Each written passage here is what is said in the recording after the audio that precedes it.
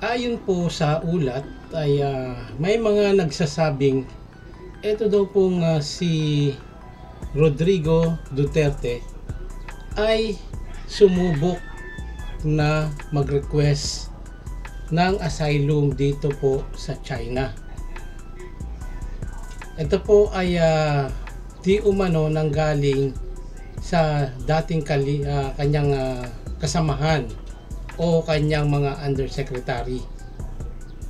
Ito pong si Rodrigo Duterte ay sumubok na mag-request ng asylum bago siya inaresto noong March 11, 2025. Gayunpaman, tinanggi ito ng kanyang mga tagapagsalita at tagapayo.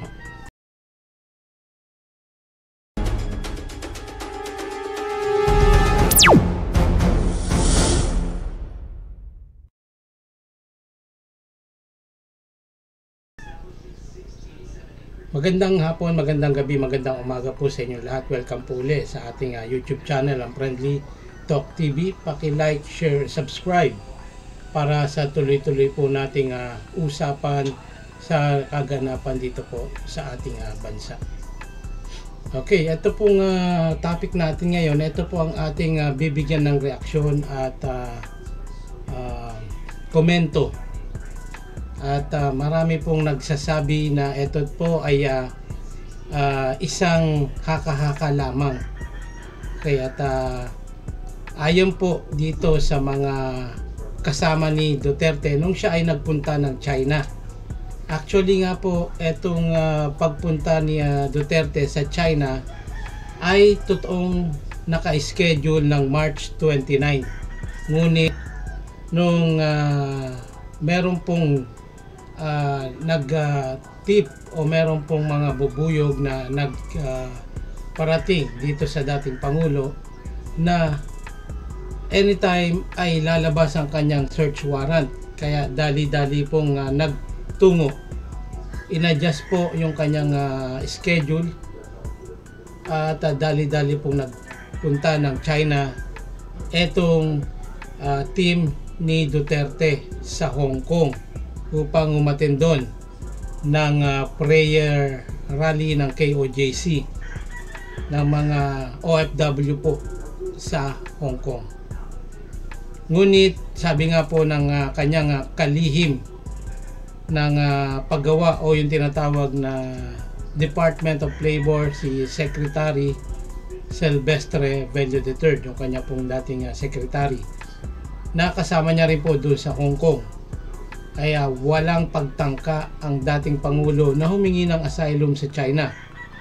At dagdag pa ni dating Presidential Spokesperson Harry Roque, imposible raw po para kay Duterte ang humingi ng asylum sa China at Hong Kong dahil hindi nila ipinapatupad ang 1951 Convention of the Right of Refugees and Asylum Seekers. Bukod dito, sinabi rin ni Presidential Communication Undersecretary Claire Castro, ito po yung tagapagsalita ng ating administrasyon na Marcos, na walang natanggap na impormasyon ang Malacanang tungkol sa umano'y kahilingan ni Duterte para sa asylum sa China.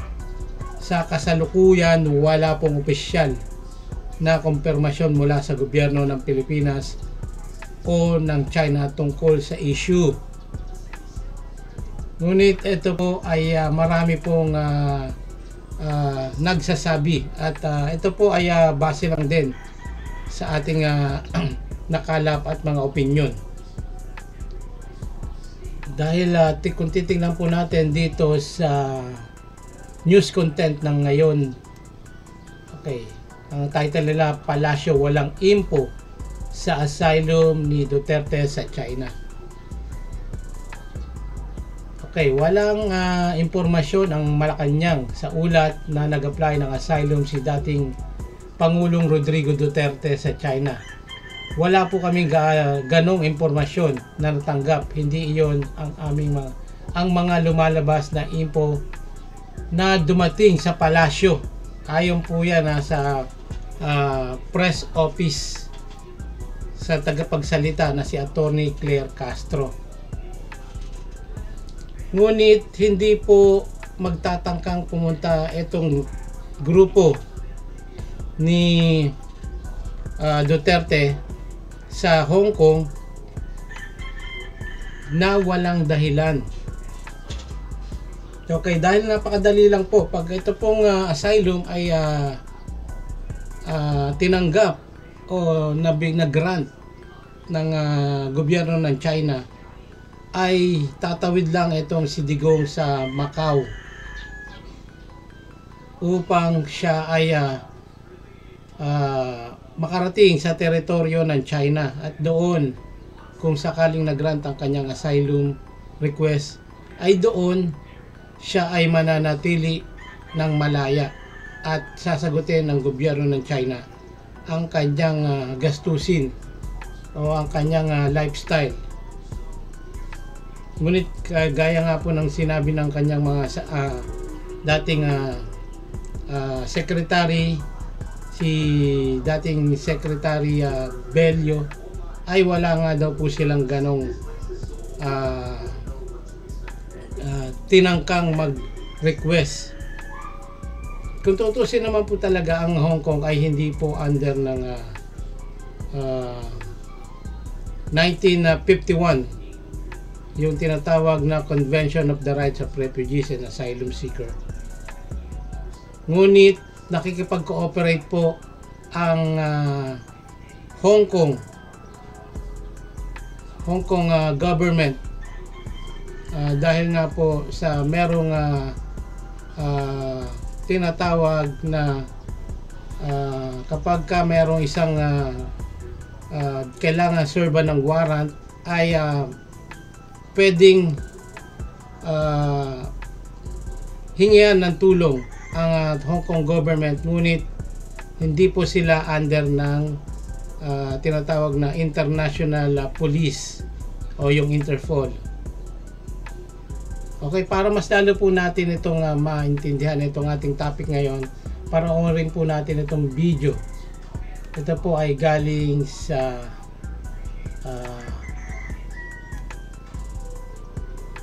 24 oras. Bago po natin ito bigyan ng komento. Pinas at iharap sa International Criminal Court, sinubukan umano ni dating Pangulong Rodrigo Duterte na mag-apply ng asylum sa China, pero tinanggihan siya. Ayon po yan sa isang mapagkakatiwalaang source. Ang kwento niya kaugnay ng pag-corner sa dating Pangulo sa NAIA sa pagtutok ni Maki Pulido. Noong Enero pa lang, pinaghahandaan na raw ang plano para sa pag-aresto kay dating Pangulong Rodrigo Duterte. Ayon ito sa mapagkakatiwalaang source na nakakaalam tungkol sa tinaguriang Oplan Tugis ng PNP Criminal Investigation and Detection Group o PNP-CIDG. Ang utos umano ni PNP Chief Romel Marbil kay CIDG Chief Nicolas Torre, aarestuhin si Duterte sa oras na lumabas ang warrant of arrest mula sa ICC. Noong March 7, lumipad pa Hong Kong si Duterte para dumalo sa isang event kasama ang mga OFW. Sa araw ding ito, inilabas ng ICC Pre-Trial Chamber 1 ang arrest warrant para sa kanya. Sa puntong ito, may close coordination na ang PNP-CIDG sa Interpol o International Police Criminal Organization. Gusto raw sana ng PNP-CIDG na sa Hong Kong na arestuhin si dating Pangulo Rodrigo Duterte, pero ayaw daw makipag-cooperate ng Hong Kong Police sa Interpol. Hindi miyembro o state party ang China sa Rome Statute. Para mamonitor ang galaw ni Duterte habang nasa Hong Kong, binuntutan siya ng 4 na CIDG agents hanggang noong March 11 nang lumipad pa uwi ang dating Pangulo. Ayon pa sa ating source, 6 na Hong Kong police din ang nagbantay kay Duterte para tiyaking sumakay siya sa kanyang flight. Dagdag ng source, nag-apply kasi umano si Duterte ng asylum sa China pero tinanggihan ito. Sabi pa ng source, 5 ang confirmed booking noon ni Duterte pabalik ng Pilipinas. Sa Pilipinas naman, naghahanda na ang PNP-CIDG. Bahagi umano ng kanilang SAIWAR ang pagpapadala noon ng 2 batalyon ng PNP Special Action Force sa Davao International Airport. Sabi ng source, alam daw ni Torre na sakit sa ulo kung doon lalapag si Duterte at doon aarestuhin, kaya inileak daw na inaabangan ng PNP ang pag-uwi ni Duterte sa Davao. Sa NAIA Terminal 3 kung saan lalapag ang eroplanong lulan si Duterte, 4 na beses daw nag-dry run ang PNP CIDG. Prinaktis pati kung paano sasabihin kay Duterte ang pag-aresto sa kanya. Dineploy ang 60 tauhan ng PNP CIDG at 20 PNP staff. Hiningi rin ng PNP CIDG sa pamunuan ng NAIA na sa boarding gate 116 ng NAIA Terminal 3 iparada ang eroplano. Ito raw kasi ang pinakamalapit sa elevator patungong exit sa tarmac kung saan naghihintay na ang mga coaster.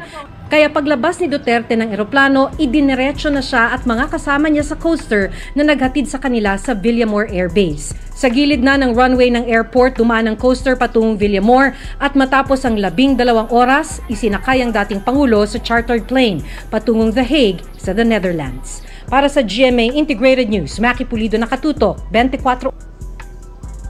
So yun po, maliwanag po yung sinabi na nag-apply si Duterte ng asylum sa China, ngunit tinanggihan ni Xi Jinping. Napakasakit po dahil magkaibigan, alam natin close friend tong si Xi Jinping at si Duterte, ngunit sa kasamaang palad hindi po tinanggap ni Xi Jinping ang asylum request. Okay, at makikita natin kung gaano ka tuso itong China dahil alam naman natin na lahat ng pabor ng China ay ibinibigay nitong ni Duterte noong panahon na siya ay nanunukulan bilang Pangulo.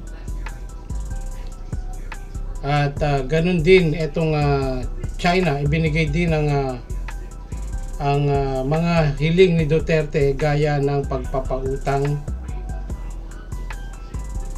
okay, para sa kanyang project o kanyang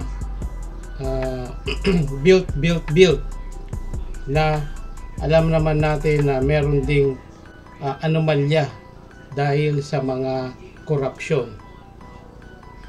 So yun po yung nangyari. Kung sakaling ito pa lang si Duterte ay naaprubahan o ginrant ng China ang kanyang asylum, ay may posibilidad na hindi na umuwi itong si Duterte. Dahil nga po sa hindi na-grant yung kanyang asylum ay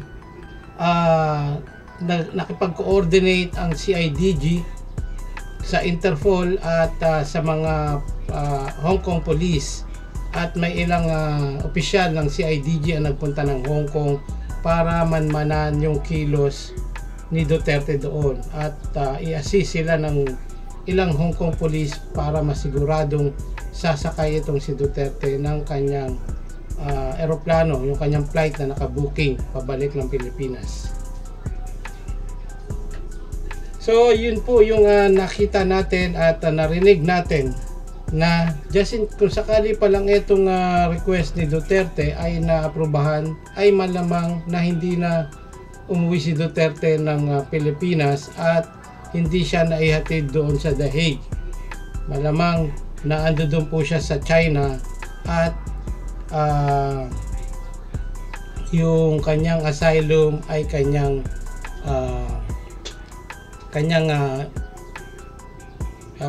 tinanggap o tinanggap ng China, at ganyan ngayon na